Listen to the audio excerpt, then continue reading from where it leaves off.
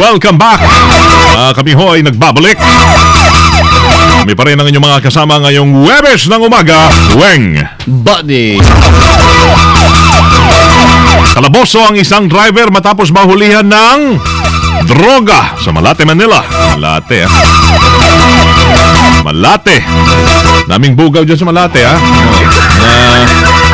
Alam na namin yung style nyo ngayon sa pagbukuan. Mamaya. Kinilala ho ang suspect na si Glenn Tambulero. 37 ang edad, taga Maria Orosa Street, Malate, Manila. Nagsasagawa noon ang patrolya mga tauhan ng MPD Station 5 nang mapansin ang kahina-hinalang galaw ni Tambulero. Dito na kinapkapan ng mga pulis ang suspect kung saan nakuha sa kanya ang isang plastic sachet ng shabu. Nakatagda namang iharap sa prosecutor's office ang suspect ngayong araw para sampahan ng kasong paglabag sa Republic Act 9165 ang Comprehensive Dangerous Drugs Act of 2012. Meron pong mga nahuling Chinese poachers dyan sa Palawan, kakasuhan na ngayong araw. At may balita si Pedi Sabando na Armen Palawan. Pedi, iradyo mo. Pedi, mabalikan natin si Pedi Sabando. Meron pong binata ang nadukutan sa Quezon City. Ma-report si Silvestre Love. Bye. Rambo, iradyo mo. Bye. Dukutan habang naglalakad ang isang binata dito sa lungsod ng Quezon. Kinilala ang biktima na dumulog sa himpilan ng pulisya na si Alvin Uyaw, 21 anyos, residente ng Estrella Homes, Barangay GMA, San Jose del Monte, Bulacan. Base sa investigasyon ng pulisya, naglalakad ang biktima sa EDSA, kanto ng Monte de Piedad sa Cubao, Quezon City. Dala-dala niya ang kanyang backpack at napansin na lamang nito ang isang lalaki na sumusunod sa kanya. Mayat-maya nang tingnan niya yung kanyang backpack, na tuklasan niyang bukas na ang zipper nito at nawawala na yung kanyang cellphone. Nagsasagawa na ng follow-up operation ng mga otoridad para matukoy kung sino-sino ang mga mandurukot sa Cubao, Quezon City. Kasama mo sa Quezon City para sa DCXL 558, Silvestre Labay. Tatak, Armel. Salamat, Silvestre Labay.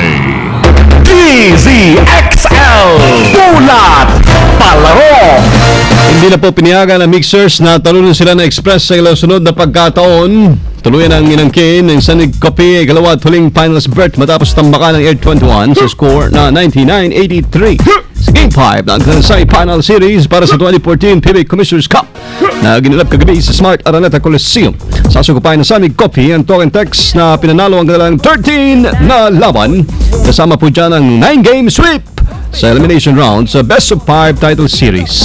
Magkaharap ang tropang Texters at Mixers sa Game 1 bukas alas 8 ng gabi sa Big Dome. Yan. Kami nag-aabang yan. Alright.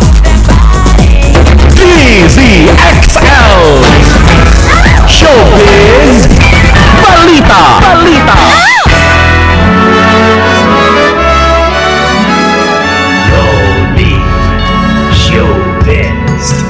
Hey friends, wherever you are tonight.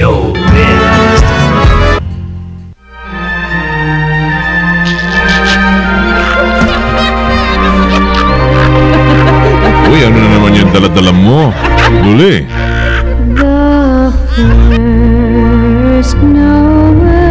May Pasko yan, ha?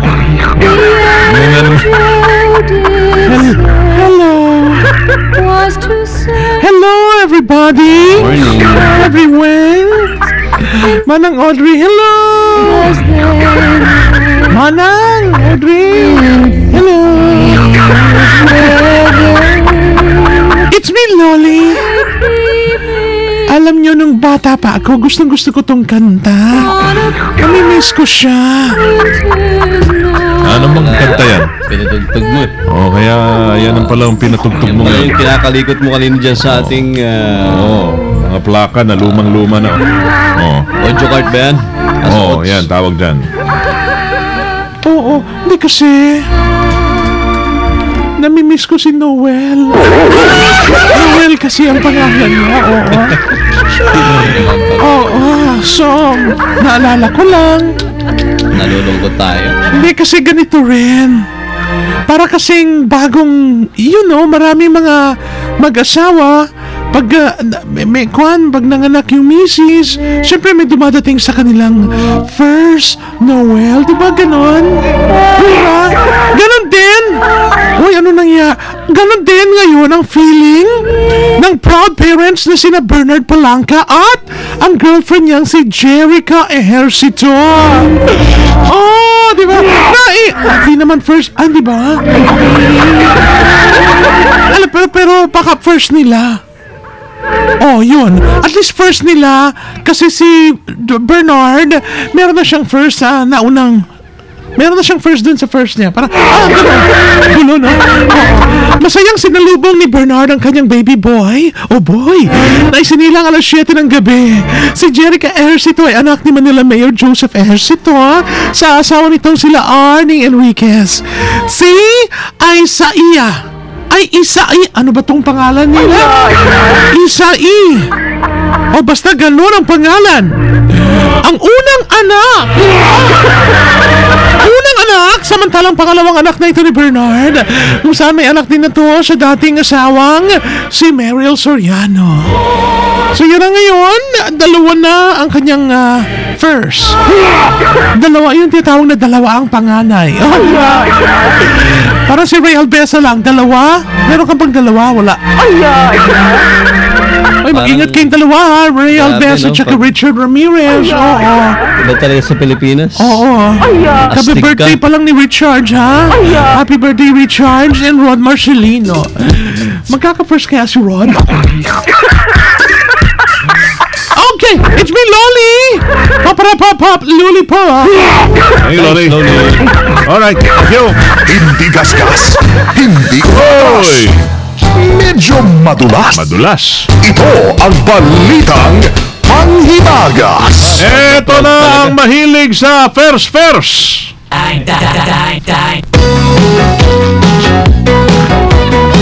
Ito yung lalaking unang-unang sumayaw ng naging hit ang kantang ito. Diba? Nalala mo nung kuwan ka? Ano bang grade 1 ka ata eh? High school na ako dyan. High school ba? No? Itong kanta? Oo eh. Alam mo title niyan? Hindi. Tay na. Ha? Tay na. Tay nana pala tay. Tay nana. Tay nana. Oh, tay nana. Hindi ko maintindihan yan eh. Oo nga. Oh. Ito na. Pero sinasabayan nila, di ba? Kasi throwback ngayon eh. Throwback. Oo, So, throwback. binabalik na lang natin yung mga tugtugin nila. Yan, maganda pa rin. Oh, di ba? Ganda pa yung Wala yung pakinggan mo. mga nakaraang nakalipas. Oh, yan. Pakinggan mo. Yung mga maintindihan eh. Ha? Pero sumikat yan. Oh, sumikat. Alam mo naman tayo mga Pinoy, mahilig sa mga hindi natin naintindihan. Tinatangkilik pa. Tinatangkilik pa rin. Yung mga hindi nakikilala, binoboto eh. Ng lubusan. Oh. Hindi, kilalang may asunto, pero nanalo pa rin. Kwento natin! Ito na ang ating balita panghimagas! Mapapasigaw ka talaga ng love ko to. Love ko to! Ganun ba yan? Dahil sa sandamakmak na koleksyon ng McDonald's memorabilia ng isang lalaki sa Amerika. Mapera yan. 60 taon na Pera. si Mike Fontaine Oh. na nagmamayari ng 9 na kwarto ng mga koleksyong McDonald's na aabot sa McDonald's o yung mga laruan ng McDonald's siguro. mga koleksyong McDonald's. Basta lahat ng mga siguro laruan yan, di ba? 75,000 na piraso. 5,000.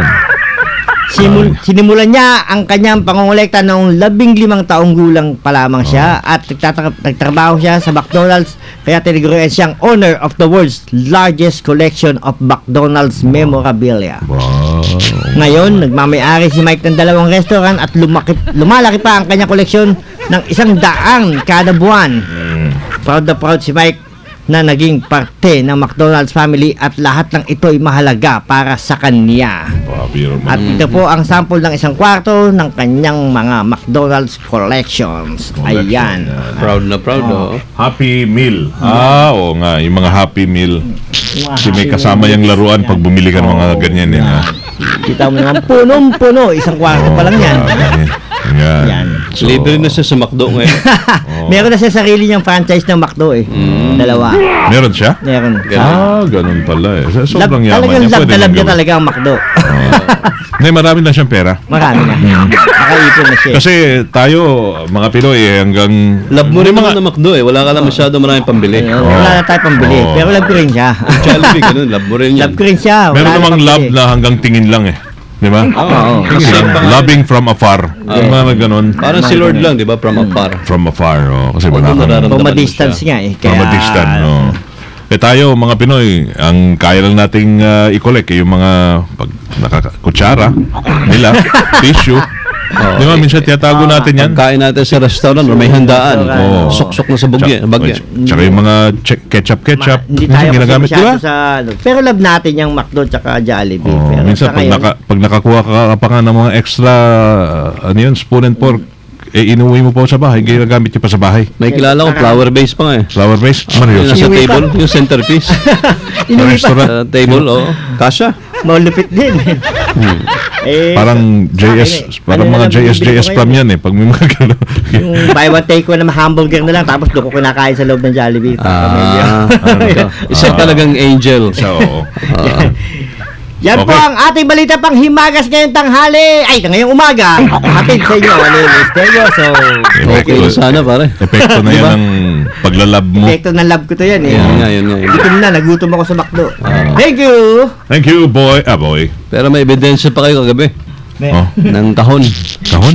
Ng donut. Wow, oo nga naman. Isa sa mga pinakamasarap na donut yan. Hindi Mahal rin ang namin donut kaya. na yun. Hanggang tingin lang kami dun sa donut na yun. Tingin lang dun. Pinipilahan yun eh. Kaya nga. Yung donut na yan, Oo. kilala ko eh, yung pan. Yung orangi. Oh, yung orange ba yun? Orange. Orange o yellow? Parang orange yellow. Ganun. Yellow orange. Pinipilahan yan ng mga big timer. Oh. Kaya. So, kahon lang yun, abutan mo rin. Kahon na sige, lang. bale. Ang kaya lang natin, yung mga donut na tig 5 piso. That's Ayan, my kasi partner. sobra-sobra sa 5 piso. Oh. Yung partner ni Mrs. na donut. Oh, Yan. donut. Pwede rin yan. Oo. Hindi, Galing mong pumikap na pa.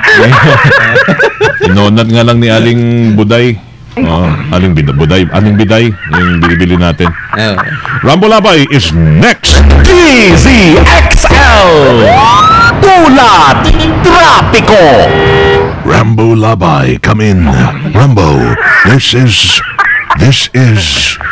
Optimus Prime calling Rambo. Prime time naman to eh. Rambo, Kasama nga Weng at Buddy.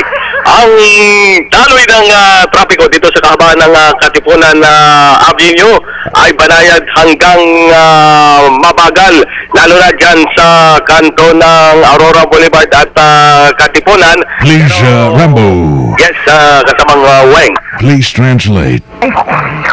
Well, traffic from Ateneo going to Makati and traveling along the Katipunan Avenue. Vehicles moving moderately while approaching in front of Aurora Boulevard. There's a congestion because of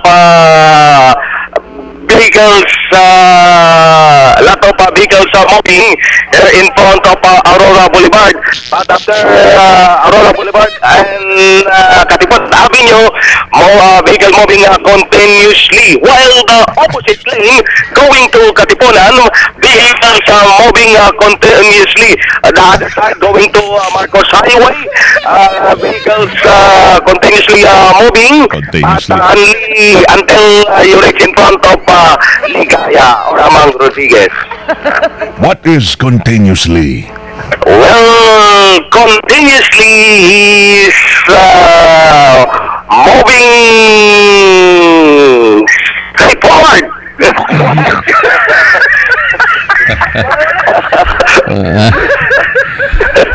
Optimus. I thought it's plenty of containers. Containers. Continuously. Yeah. What? Alam mo kasi ni Rambo, paminsan-minsan lang namin makasama si Optimus. Yes, it's very, I don't blame. I feel it's Kasi hindi naman siya dumadaan sa EDSA eh. Right. I am banned from Manila. They're truck ban. You know I am a truck. Right, Rumble Labay? I am Optimus Prime. And I am a truck. So, bawal ka sa Manila. There is truck ban in Manila. Really? Dapat careful ka, Rambo. No, I don't think so. May truck ban naman sa Manila. Bawal doon si Optimus Prime. Bawal si Optimus. Bawal talaga doon. Pag nagbago na daw yung mayor, pwede na siguro. Pero pag Bravo pa. doon, hindi pa po pwede habang ngayon. Kasulukuyang alkalde ang dating presidente. And Alright, so what's it? Thank you, Prime. And, yung inaantay ng ating mga kababayan. okay, hinihintay. Oo nga naman pala. First of all, ni Richard Ramirez, hinihintay din to, ni Professor Eric Sanawan. Yes, they are waiting. They are waiting, ha? They are waiting. They are waiting. Diyos, ang QCPD press corps ay nag-aantay din sa motong ito. Moto. Ang aking M.O. ko Sino yung sumisigaw? moto si Jimmy Boy Mendoza. Jimmy. DCR, Sunshine Radio, dinig sa buong mundo. Sunshine Radio. Dinig sa buong You have sunshine over there? Yes. And sunset also. Yan, ang daming hindi na raw sila nakikinig sa kanilang mga istasyon kapag ganito nakatutok na sa atin sa DCXL lahat ng mga kasama natin sa Hanap Buhay. Ang motto ko, M-O-T-T-O ko, you create beauty with your attitude, your behavior, your action. It's all up to you. Yan. Grabe naman. Ang klase ngayon. Maganda yan Para kay Kwan ba yan? Rehabilitation czar? Para, oo. Ha? Pwede rin yan. Para ma-rehabilitate din ang pananaw. Sige nga. Tagalogin mo para maintindihan. Baka sabihin Kwan ka. Hinahadlangan mo. Oo nga eh. Baka sinasabotahe mo. Sige. Sa Tagalog, kasamang Weng at Buddy, ang iyong kagandahan ay nagmumula sa iyong ugali. Ating iyong ating iyong ginagawa, lahat ng iyon ay depende na sa iyo.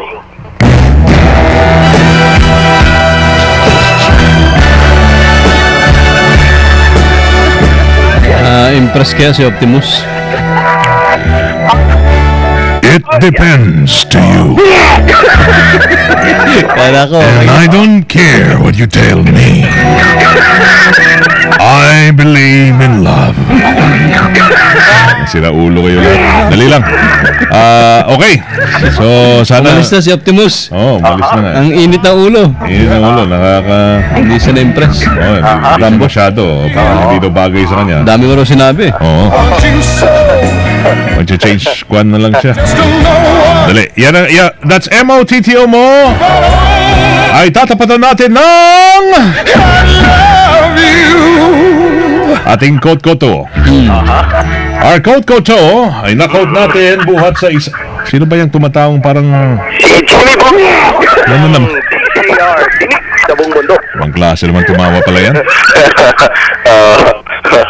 Parang wala ng bukas.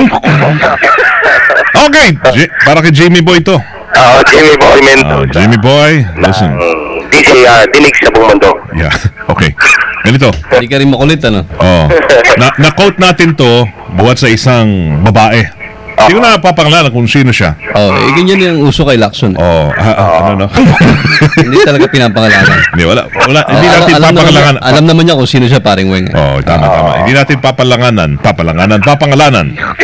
Hindi natin papangalanan. Alright, ganito. Sige. Oy, makinig kayo ha. Para Pati si Ate Jo, natawa eh. para naman yung mga babae Oo. ay minsan yung mga babae may mood din yung mga yan. Ay, marami. May mga problema rin yung mga yan. Mood swing mood. 'Di ba? Minsan na-insecure din sila sa kapwa nila mga babae. Naman. Meron ganon, 'di ba? Minsan bakit ba siya ganito? Bakit siya ganyan, 'di ba? Tama. Pero may mga babae naman na talagang positive palagi ang tingin. 'Di ba? Kahit na anong wala sila, meron man sa iba, pero magugulat ka dahil satisfied pa rin sila kung anong meron sila. Hindi sila na-insecure. Oh, nawawala pa rin eh. Pero para hindi kayo ma-insecure, ganito. Ito na-quote natin sa isang babae na ang pangalan ay Mariang Malungkot. Mariang Malungkot. Grabe. Pero hindi siya malungkot dahil sa quote niya, ganito. Boy, quote ko to. Minsan okay na rin yung ganitong buhay. Minsan okay na rin yung ganitong buhay. Hindi man ako palaging masaya. Palagi naman akong maganda.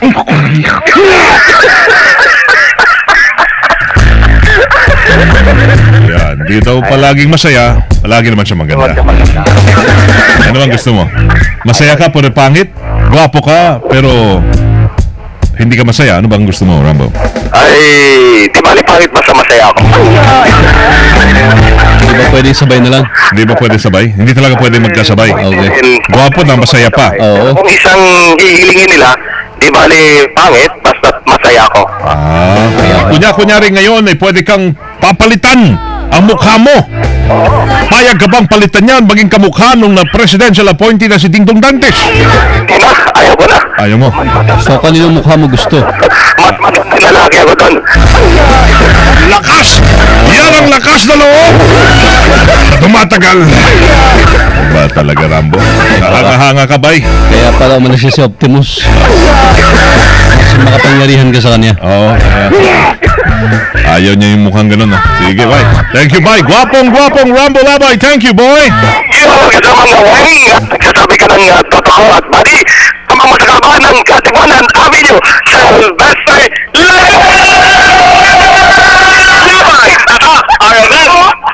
Ayaw lang namin kasi manggulo sa'yo, eh. Kaya, pagbigyan na lang. Minsan lang naman, eh. Thursday naman ngayon, eh. Talaga naman tayo nabigyan ng tribute kay Rambo. Oo, so ito naman. Ano naman kami, mapagbigay kami kung ano mong gusto mo, di ba? Para at least kahit paano maalala mo yung naging kabaitan namin. Bango-bango, maligo na ho ha, mag-shampoo rin kayo. Minsan, magsabon, maglagay ho ng lalo pag may lalabas ho kayo ngayon, yung iba preskong-presko yung suot, nakasando lang, mag-ingat rin sa mga tumitingin-tingin sa inyo, lalo mga babae, ha? Sando.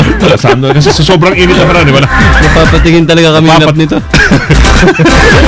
Iligo ng mga Pinoy magkape, pero di lahat ng kape. At tandaan, may sinasabi, yung James Coffee lang. Ito yung kape yung pangkalusugan ng gawang Pinoy dahil sa bawat higop ng James Coffee, kalusugay sagot. Dahil ito isang nakapan ng iba-ibang herbs na maganda sa ating kalusugan. James Coffee, di lang basta kape, kakaiba ka sa lahat, James Coffee. May 5-in-1, 7-in-1, 3+1 at yung bagong-bagong James with brown sugar. Available sa lahat leading drugstores, groceries, and supermarkets nationwide.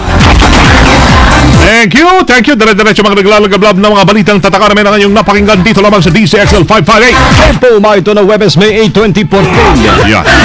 Kami niyo sa serbisyo publiko from the city of Zambol is Supreme Herman Noeng de la From Peña. the province of Occidental Mindoro, mabuhay. Ako si Bandy Obera. Kami ay overtime na. Kami hoy ay tatatak! RMN! Naglalagablab sa 558. Sumainyo ang natinirang minutong kalimunan ng mga pinatahuling kaganapan sa Kalakang Maynila, sa ating bansa at saan mang dako ng mundo. Naglalagablab dito lamang sa Unang Pihit DZXL 558, ang bagong kasama mo.